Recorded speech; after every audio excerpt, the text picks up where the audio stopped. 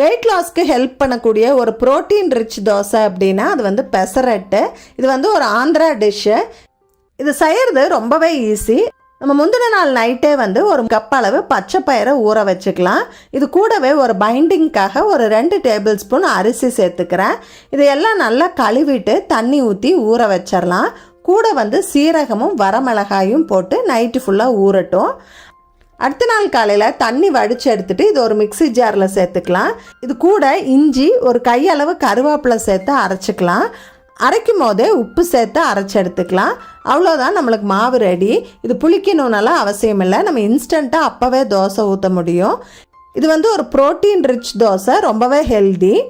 சூடாக சாப்பிட்டா ரொம்ப யம்மியாக இருக்கும். ஹெல்த்தியாக ஒரு வித்தியாசமான பிரேக்ஃபாஸ்ட் செஞ்ச திருப்தியும் இருக்கும். கண்டிப்பாக ட்ரை பண்ணி பாருங்கள். இது போல் நிறைய யூஸ்ஃபுல் டிப்ஸ் தெரிஞ்சுக்க கீழே ஃபுல் வீடியோ டேக் பண்ணியிருக்கேன், செக் பண்ணி பாருங்கள்.